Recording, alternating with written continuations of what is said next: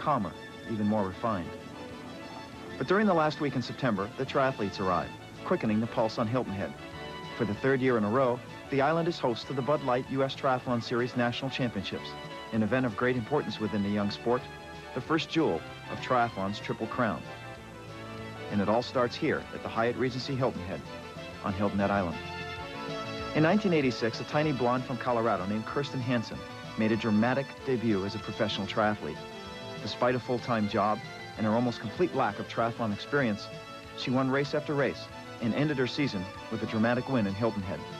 For Hansen, it was a storybook ending to what had been a storybook year.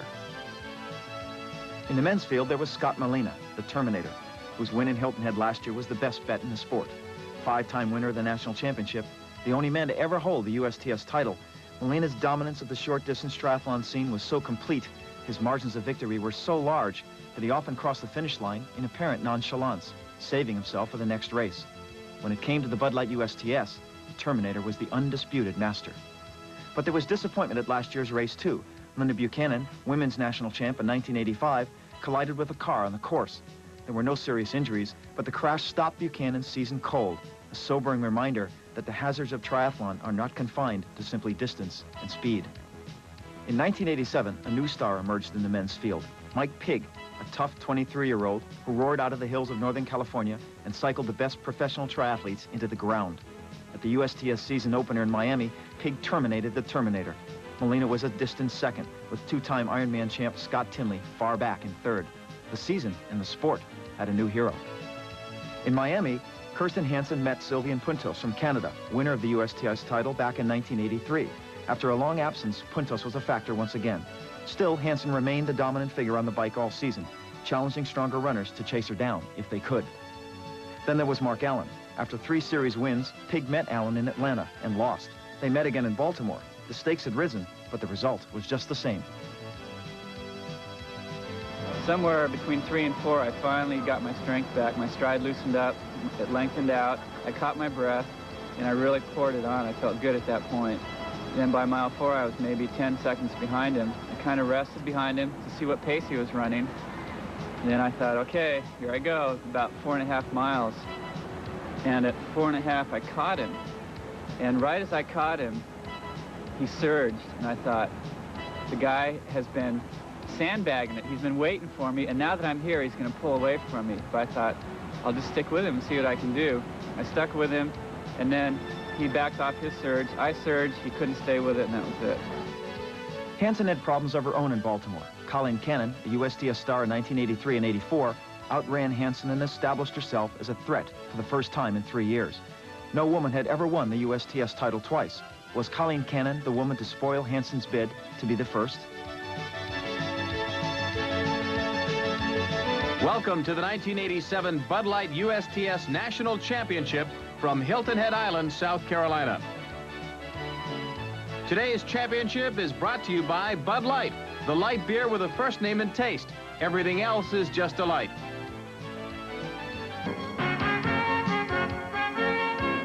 It was a beautiful week here on Hilton Head Island. That is until today, where the high winds picked up, forcing a change in the current, and that has caused race officials to move the swim start from south to north so that the athletes would be able to swim with the current rather than against it. Hello, everyone. I'm John Paul Della Camera. I'm your host for today's championship. It's an event that will include some of the top finishers in previous USTS events, together with winners in the tri-fed competitions that were held earlier this season. It's a beautiful course here on Hilton Head Island. It's also a challenging course, especially with the 10-kilometer run, and that's because of the many different road surfaces that the athletes have to contend with. For more on that, let's go to our race coverage commentator, Mike Plant.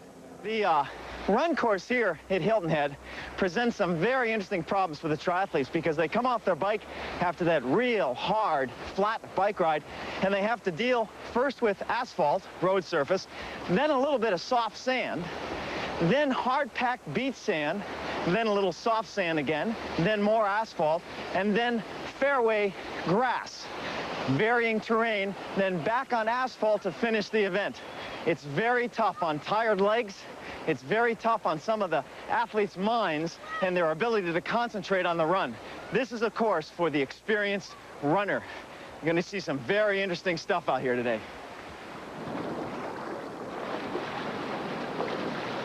You know, to tell you the truth, the toughest part of this thing for a lot of the triathletes is to swim. For only one reason, fear.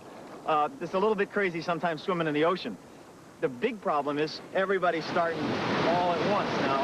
The athletes here in this race will start in waves no more than 200 at a time, but it still gets a little crazy in there. They kick and they gouge and they crawl all over each other. Of course, then you get loosened up, and then you get to the first buoy, and the whole thing tightens up again, real tight, and the athletes kind of have to take the correct line to the buoy and fight their way through once again until they get some clear water. It gets a little nuts out here. Some of the poor swimmers, they have one thing on their mind: get finished with the swim. Then they're on dry land, they're okay.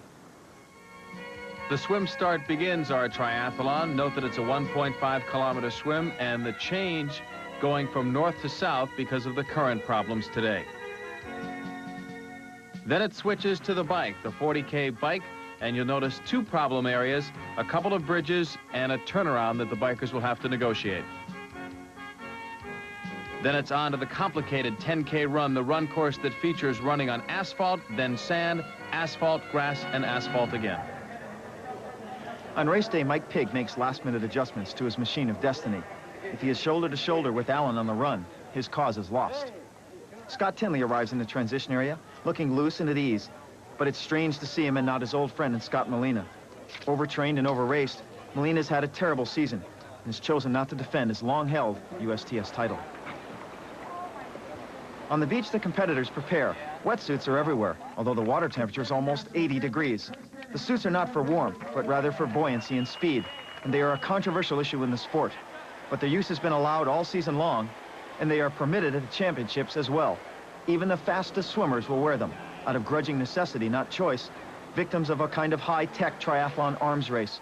What the competition gets, you'd better get too, fast. The pro men are off.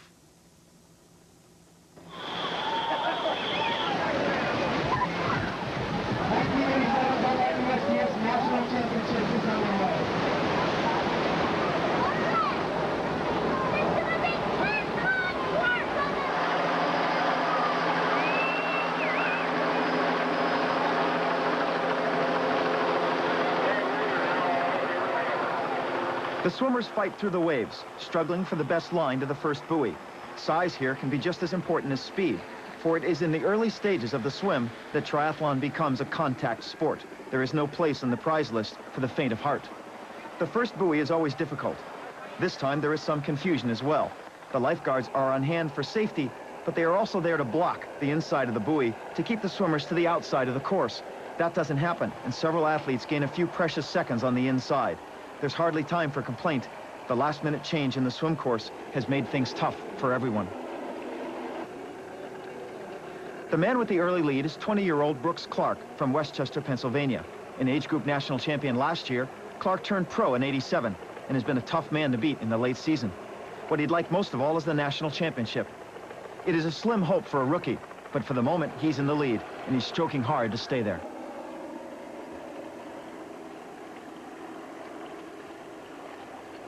Behind Clark, without a wetsuit, is Rob Mackel, a muscular former All-American swimmer from Indiana. Mackel is happy to have someone to follow. It is usually he who sets the pace in the first event. Allen is in third, drafting at Mackel's feet, biding his time, with the rest of the field strung out for 100 yards to the rear.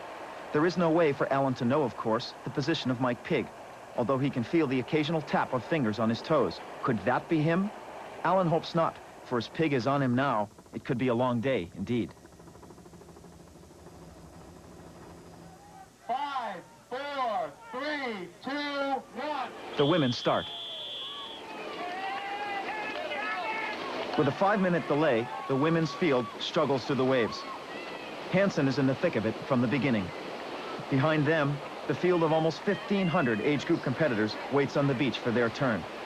They will start in waves, no more than 200 at a time, a system that makes the start safer, the bike course less congested, and allows the competitors within specific age group to identify each other.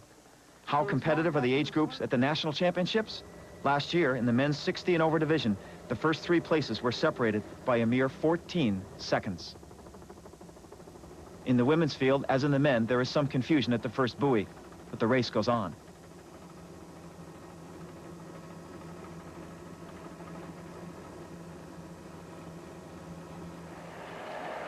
At the front of the entire parade, Brooks Clark moves on. He's dropped Mackle, and the rapid turnover of his arms belies the 31 miles of running and cycling still to come. But not every competitor approaches the first event with such enthusiasm. Including this age group national champion, Cynthia Galens, a 19-year-old from Rockford, Illinois, who admits to a fear of the swim. I usually go into the swim thinking I just want to get this over with and I want to get on my bike. So kind of a bad attitude, but pulled me through so far. Illinois' Cynthia Galens, and we'll have more. The pro men approach the end of the swim, the end of the 1,500 meters, the first event. Brooks Clark gets there first, dolphining through the shallow water, saving both time and energy by not standing up too soon and simply plodding his way to shore. He was fourth at the Chicago Bud Light USTS in late July, behind Allen, Pig, and Dave Scott.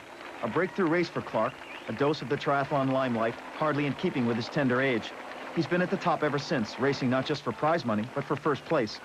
As he looks behind him, wondering about the rest of the field, he must also wonder if today will be his day, another breakthrough, the race of his life. When you're 20 years old, the possibilities are endless.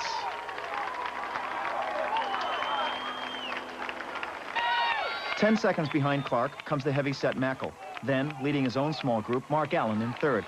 Allen is where he needs to be, where everyone knew he would be, close to the front. But where is Mike Pig? The clock ticks ominously on, and still there is no sign of the red cap that marks Pig as the leader of the season-long Coke Grand Prix.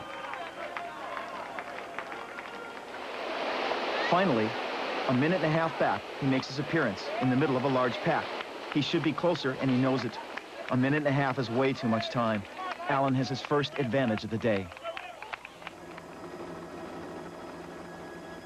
For now, the transition area in the Hyatt parking lot becomes the center of everyone's attention.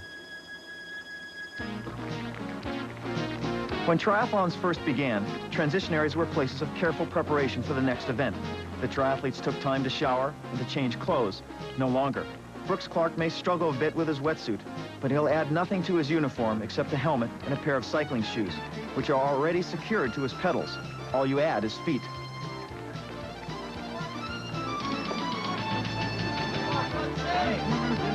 Clark hops on his bike and heads out. Mackle, who swam without a wetsuit, shoots into the lead. The rubber giveth, and the rubber taketh away.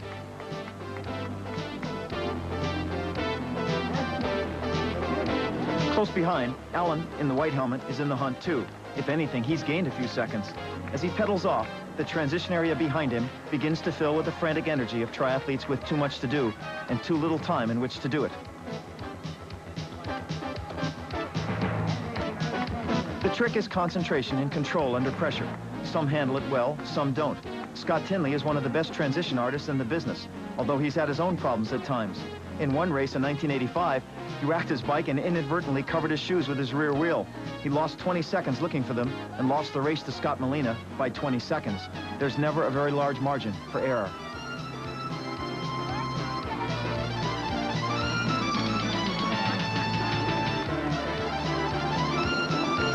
Mike Pig arrives and fights his own battle with the suit.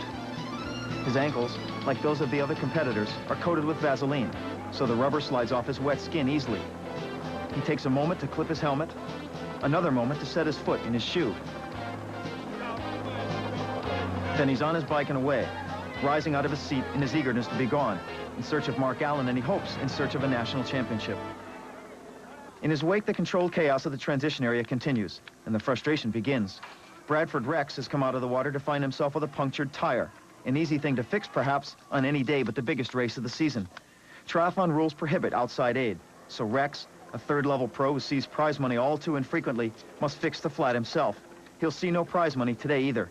Even if he gets himself out on the road, he is already out of the race.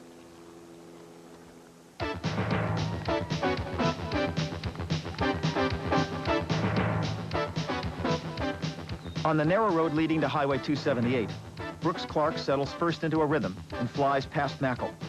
Then Mackle too is set and begins to hammer away, making up the lost ground.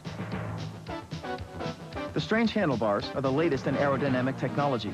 They force the riders into a sleek, compact, downhill ski racing position and are said to make the better riders a minute or more faster over 25 miles. Like the wetsuits, they are indispensable. All the top athletes must use them or be left behind. Driving hard, Mackle flies back into first place.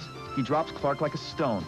He is strong and 10, 15 pounds heavier than the other top men, so the flat Hilton Head bike course will play to his advantage.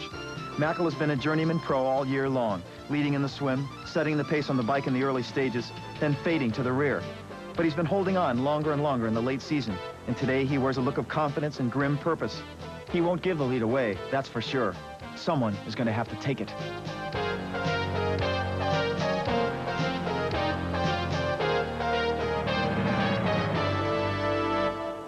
While the professional men fight for position on the bike course, the pro women begin to emerge from the water.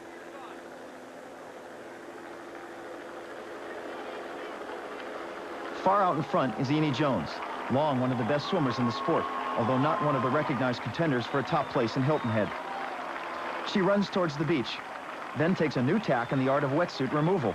She sits in the shallow water and strips it from the legs on the spot. 1987 is likely to be the last year of unrestricted wetsuit use in triathlons.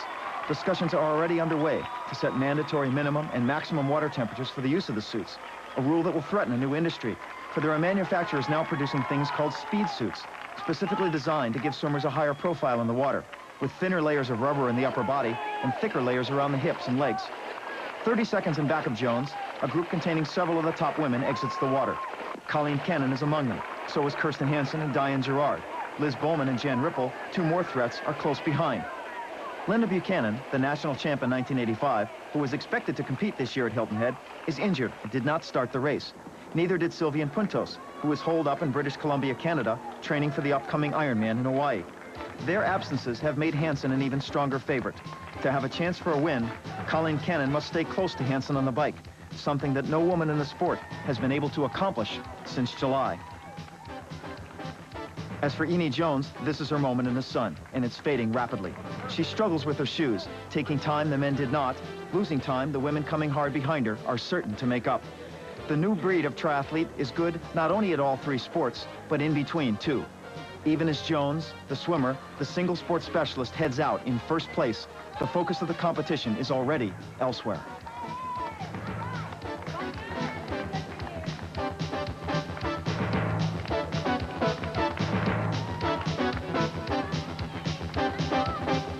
Still in third, but heading for the front, Mark Allen settles into his own pace. On a course like Hilton Head, the leaders will average almost 28 miles an hour for 25 miles, holding back almost nothing for the 10-kilometer run to come. It's what they train for, of course. Triathletes have always been masters of endurance.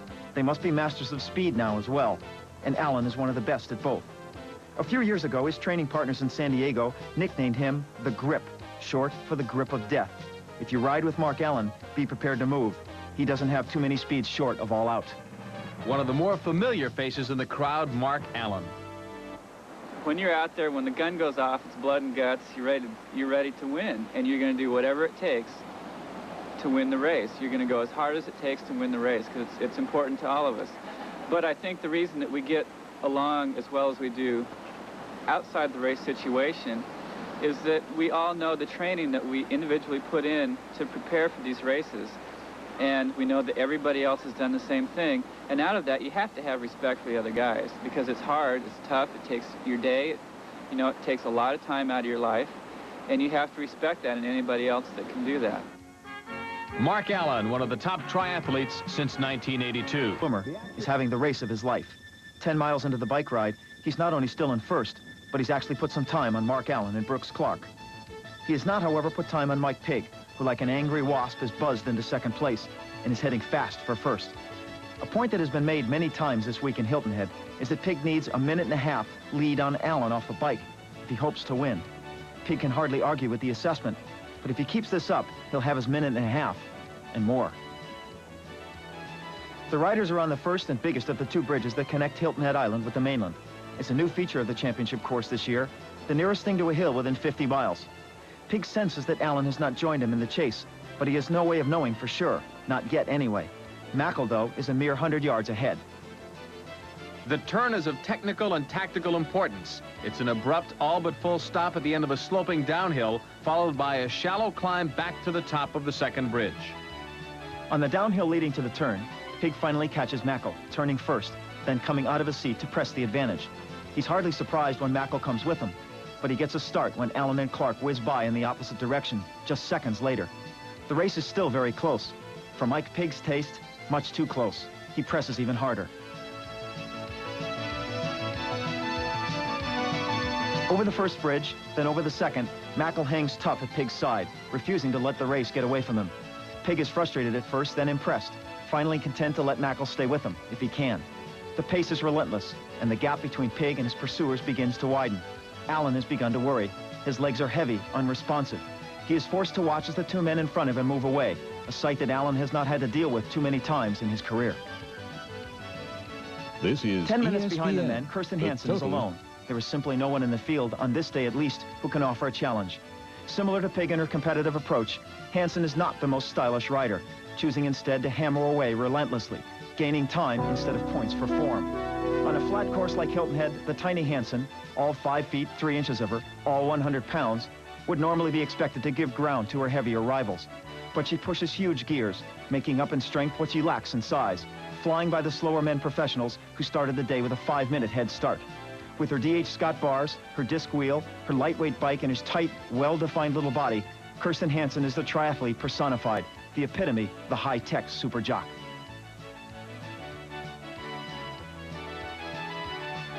Technology is central to the sport of triathlon, and the sport's eager acceptance of the newest and most unique technology has been a welcome shot in the arm for, among others, the bicycle manufacturing industry.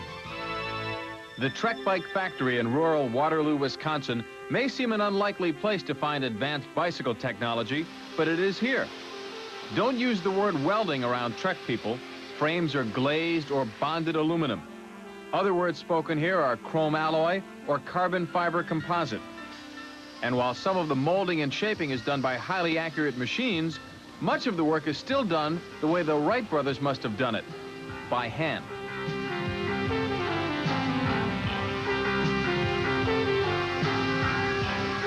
We have come up with a blend of automated manufacturing procedures, but you still can't avoid the inevitable of some amount of handwork to bring the bikes up to what the people in the marketplace expect from very exotic quality products. A finished Trek bike will vary in price from $300 to $2,000. Frames are basically the same, but advanced hardware, handlebars, gears, wheels, and pedals will make the difference in cost. 250 bikes will be assembled here today, and while the basic shape of a bicycle has changed very little in the last 100 years, the design changes have made riding so much easier. The machine definitely works in the favor of the rider now. You don't have to work against as much friction or inefficiencies pedaling a modern-day bicycle around as maybe was the case when our parents were riding bicycles. Of course, when our parents were riding bicycles, they never rode them like this. And hardly anybody rides them like this. With 6 miles left to go on the bike ride, Mike Pigg is in command of the race. Rob Mackle is gone. Along with the rest of the championship field, he has been unable to answer the assault of the most aggressive cyclist in the world of international distance triathlons. Mike Pigg, a recognized nice guy in the circuit, talks about how different he is on race day. You become a real individual in the race. You know, you don't care about anything except going fast and yourself, and that's it. And temper, you know, I don't have a temper and I don't really shoot off the mouth, but in the race, something just comes out of you, you know. I mean, I've surprised myself. I go, you don't do that, you know, just after I say that. And so it's a different world when you race. Mike Pigg leading the pack in Hilton Head. Our coverage will continue. Each 5 minutes apart. Many of the age group competitors are just starting their bike ride as Mike Pigg nears the end of his, racing down Queens Folly Road toward the transition area in the Hyatt parking lot. He'll win a $500 team wins bonus for coming off his bike in the lead, a handy bit of extra cash that Pigg has grown accustomed to this season. He's raced in 11 of the 12 regular season Bud Light USTS events this year, and he's come off the bike in first every time. So the question here at Hilton Head has not been so much whether Mike Pigg would come off with a lead, but rather how big a lead. And that question will be answered, no doubt, very quickly. The spectators crane for a look as Pigg rounds the turn. Is Allen in sight? How far back is Mark Allen? Pigg himself has no time for questions. If Allen is too close, he will know soon enough, and the race for first place will be over, and the pain of competition will be sharpened by the pain of defeat. But until that happens, until Allen goes by or until Pig crosses the finish line alone, there is nothing to do but run. Pig's transition is fast. He stops his bike, pulls his shoes on, grabs his shirt, and goes. 10 seconds. Now it's Allen's turn. A look up the road, and there he is, breaking out from behind Macklin and Clark, driving toward the Hyatt parking lot. It's a bad sign, for Allen at least, that he is not alone. He's been able to drop everyone but Pig all season long. But there was a sharpness to him, a snap that seemed missing on the bike course today, an impression that now stands confirmed. On the other hand, this is a triathlon. It takes 3 events to win the race. Heavy legs on the bike don't always translate into heavy legs on the run. Sometimes, in fact, just the reverse is true. And Allen is one of the most experienced veterans in the business. A 5-time winner of the Nice Triathlon in France, second last year to Dave Scott at the Bud Light Ironman in Hawaii. The man won't panic. He's been in tight situations before.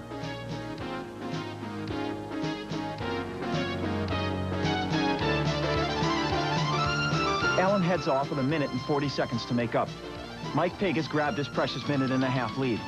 The question is, can Allen grab it back?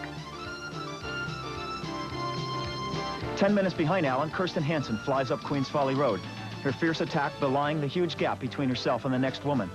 This is Hansen's style. She'll go all out until the race ends, big margin or not. Still, today is special. She's had a tremendous ride, just a little over an hour for 25.6 miles. And while she's not the best runner in the sport, she's not far off. The likelihood of someone being able to make up a margin like this is slim. The race for second place in the women's field is still hot. But as Kirsten Hansen leaves the transition area, the race for first is all but over. For the moment, the leader in the fight for second among the women is Jan Ripple from Baton Rouge, Louisiana, a solid-looking 31-year-old who's had quite a bike ride of her own. The oldest of the top female triathletes, a former gymnast, competitive swimmer, and springboard diver, Ripple is something of a fitness phenomenon. She's also the very attentive mother of 3 children, which makes her something of a lifestyle phenomenon as well. Almost 3 minutes behind Hansen in this race, Ripple's thoughts, realistically, should be more about the runners in back of her than the one in front. Although after a season plagued with mechanical difficulties, she's probably pleased to have gotten this far. Pleased, but certainly not content.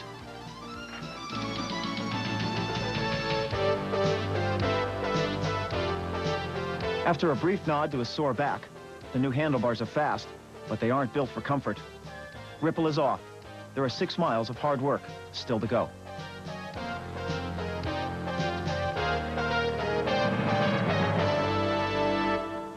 Next, the beach part of the run course. This is about 3/4 of a mile in length. It's hard, packed sand. The advantage here is that the athletes can see where they are in terms of position. The beach run goes past the Hyatt Regency and then onto the pavement for the rest of the run course. 2 miles into the run, Mike Pig is holding tight to his 1:40 lead. And the possibility of a national title, a possibility he would not have even considered back in May, is beginning to grow in his mind. Training through the summer with Mark Allen in Boulder, Colorado has helped a lot. He's a smoother runner now than he was in June. Faster, certainly, but more efficient, too, a critical issue for a triathlete. But the big factor for Mike Pig in 1987 has been his relentless consistency. He's not had a single bad race, and he's held on to the Coke Grand Prix red jersey since the season opener in Miami. Now, in Hilton Head, it's looking more and more like he'll end the year the way he began it, with a win.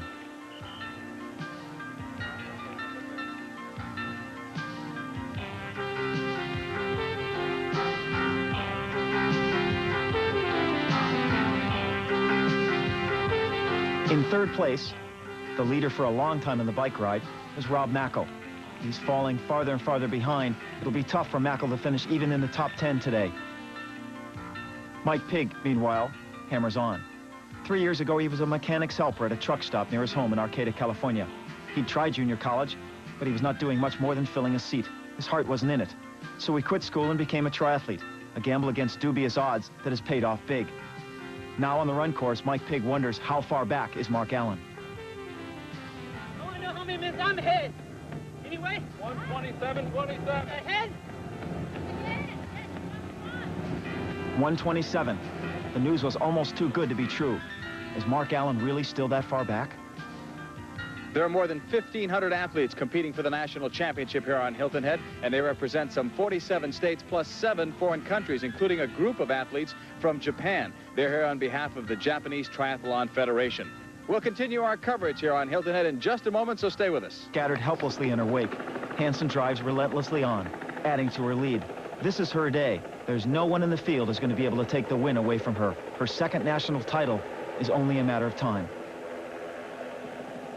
Hansen's style on the run, like on the bike, is not particularly form-oriented. She's a tough runner. Her elbows high, her arms back. The photographers love her because they can see her coming from a long way away. The other women are hardly ones to judge. They can only watch from behind. In the distance is Jan Ripple, still firmly in second place. It's where she finished the bike ride. It's where she hopes to finish the entire day.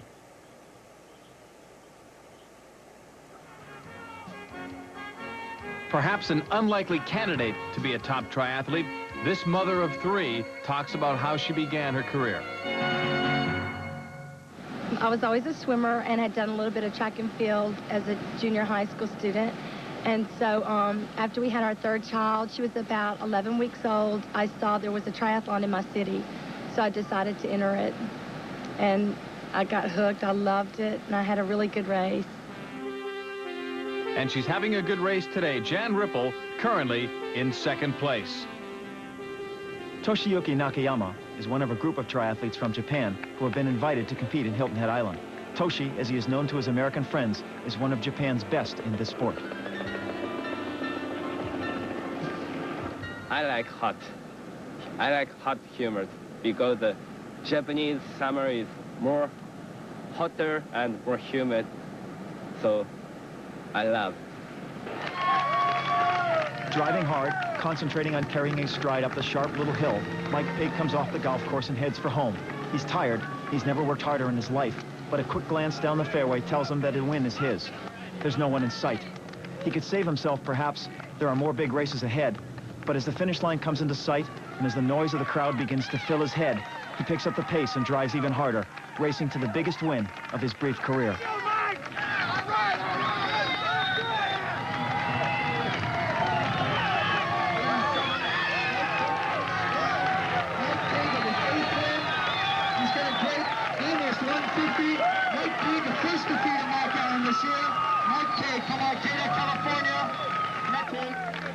In second place, Mark Allen, racing hard to the end. It's been a long day.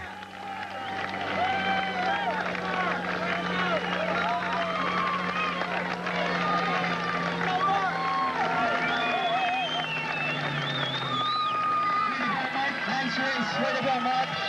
Nice race. That was tough out there today. I'm telling you, Mike Pig put on a show. Mark Allen, for once, the first time all season, had to sit back and watch it happen. Kenny Glaw in third place. And Ken Glaw from Westchester, Pennsylvania in third. For Pig, the celebration has to wait just for a minute while he waits for his teammate, Harold Robinson, at the finish line. Look at the red shirt. And of course, in first, Kirsten Hansen.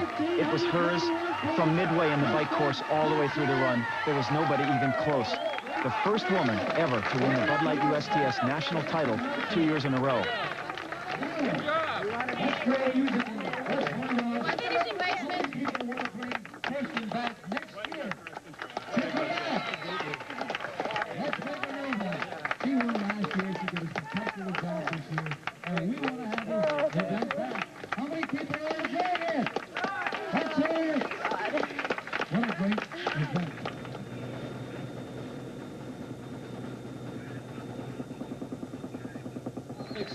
Almost 5 minutes behind Hansen, Jan Ripple has managed to hang on to second place. It's the best race of her season. A wonderful, wonderful race. Jan Ripple. Well, congratulations. We only have 2 women in so far. We have a third finisher coming up. Thank God. Approaching the finish line in third is Colleen Cannon from Boulder, Colorado. Cannon had a good race. She finished third overall, but she's going to be assessed a 5-minute penalty for drafting during the bike ride. And 5 minutes is a lot of time. The 5-minute penalty will take Cannon out of the prize money, will put her back in 15th place. Instead, the third place today will go to Joy Hansen. Joy Hansen is a comeback athlete really of the year. She had some emotional problems at the beginning of last season and has worked her way right back into the very top of the female triathlon world. Oh, good job. Way to go. Joy Hansen, one of the sport's top performers, has had to redefine winning. Well, actually, my definition of winning is different than first place. My definition of winning is that if I go out there and I've done my homework and I go as fast as I can, I'm a winner. By her definition, Joy Hansen is definitely a winner today. Light USTS races in 1987 have come to this. The race that triathletes all over the country are beginning to call simply the Nationals. All told, there will be 22 age group national champions crowned today at Hilton Head. And one of the hopefuls is 39-year-old Maury Banks of Vermont, who talks about keeping up with the changes in the sport. I've made the changes. I've made some real nice advances in my bike. I have a wetsuit, and I have all the technological changes. I would prefer not to have to do that. I would like to have a rule that says the age groupers should have a certain limit on what they can do mechanically to enhance their performance, because I don't like the pressure of having to spend more money for my family to be competitive. Maury Banks from Vermont. And the natural beauty of Hilton Head highlighted by the demanding run course. The triathletes at this stage of the game are fighting for places.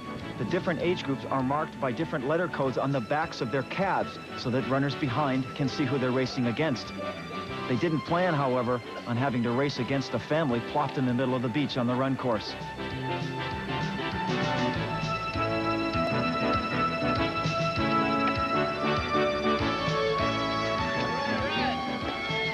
In any race, in any triathlon, water and aid stations are of critical importance. The athletes need to stay cool inside by drinking cold water, and they need to stay cool outside by putting as much as they can over their head.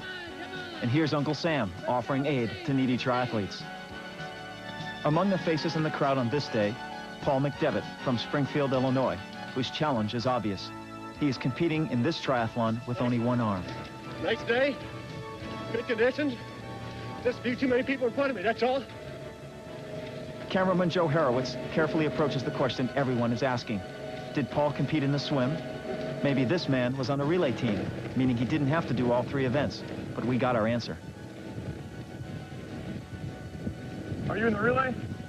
No. 40-44. How was the swim? Slow, but okay. I just want to know where all these tough guys came from. Good competition. Here's another great story. Gary Clark, a special invitee to this year's championships. He will finish near the bottom, but he's the first one to tell you it couldn't matter less. Gary Clark has had a heart transplant and lives and competes with the heart of another man.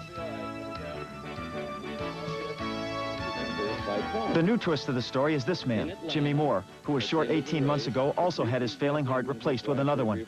Jimmy also now competes in triathlons, but today has come as a fan of Gary Clark's, the man who he says has changed his life. 3 weeks ago, this man right here next to me did his first triathlon, so now there's two of us, and he did it. And I'm just so happy, and it just makes me it can be done. And it just isn't one person, and look at him, he's beautiful. I was real depressed because everybody was telling me to sit back, take it easy, be happy you're alive, and, you know, don't push it. So when I found out what Gary did, it was, you know, really great, inspired me, and he's, you know, meant a lot to me all the way through this. Being able to get out and be active teaches you how to have good judgment and how far to go and what you can do. Maybe triathlons aren't for everybody, but it does give a message that you can do something. Maybe a long walker, but something. That's right.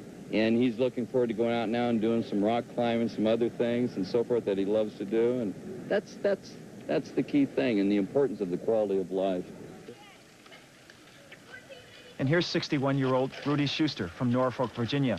Rudy Schuster was the first place in his age division, 60 and over, in last year's championships. He'd like to repeat that finish. Rudy does more than just participate. He's a competitor. Rudy Schuster, a very young 61. And that still is the little boy in the old man who likes to compete and try to come in first if possible. First last year, third in 1987. The age group competition just keeps getting tougher and tougher. Great. Wonderful. Wonderful. You don't mind only people in your front yard? No, not when they look like they look. Hi, Sweater. Good run. Congratulations. Come on. Hi, Sweater. Come on. You're almost there.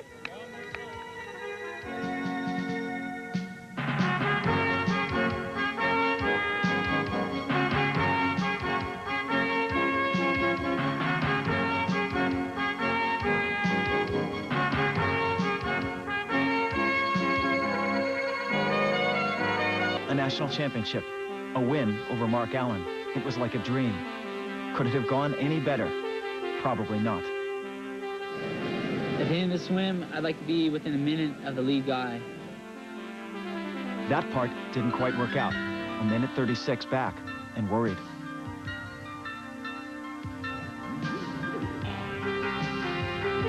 At the end of the bike, I'd like to be a minute ahead of everyone, or 2 minutes. I'll even take 5. No, it'd be nice. He didn't get 5, but he got more than a minute 30. He was right on schedule. What he needed now was a great run. And he got it. Mike Pigg, the national champion, with room to spare.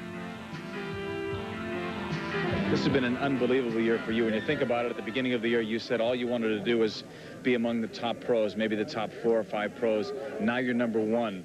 How do you stay there? How do you train for next year? Because everybody next year will be looking for you. That's fine. I know how I'm going to train. They got to work to earn it to get me. I know what I need to do, and I'm going to improve that much more next year, too.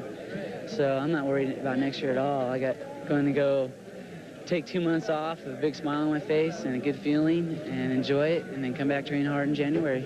You're supposed to be a great runner, and that's where you overtook Mike Pigg in Baltimore. What was the difference today? His time on the bike, was it too much of a lead for you? He had a real good bike, but when it came to the run, I just didn't have that snap that I usually feel like I have on the run. My training's been going really well, but maybe I was a little bit overtrained, or, you know. Also, he had a great race. It would have been tough to beat him even if I was on all the way today. I think I was about 8th to 10th coming out of the water, which actually I was pretty comfortable with that. And I heard maybe I was a minute 15, maybe a minute 30 down, but once we got out on the highway, I saw kind of a clump of about 4 women. So, you know, being able to see a bunch of them, I knew I was in good striking distance. So I got through them, and maybe there were 2 more women another mile down the road, and caught them, and then was right with the lead press or lead woman motorcycle. When at the turnaround on the bike, I felt like I needed a little more of the lead, so I just dug deeper and really worked hard on that way home on the bike ride. Well, the swim was a little scary for me. I have a swim background, and the women were on the left and the right, and we all managed to get in together, and I got dunked under at the start of the race, and I couldn't get back up, and someone was holding onto my ankle, and they weren't letting go. And it scared me, and I was at first just gasping for life rather than trying to go fast and get out of there. And then I finally settled into a rhythm, but I was a little shook up. And then once I hit the sand and got out of the water, I was okay. The threatening skies of the early morning have turned into a beautiful Hilton Head afternoon. Like Gary Clark said, it can be done. Of the more than 1,500 triathletes who started today's race, more than 95% have finished. It's been a good day. Looked out their windows, though. They were a little bit scared because the wind was going pretty good, and it forced you to change the race start from...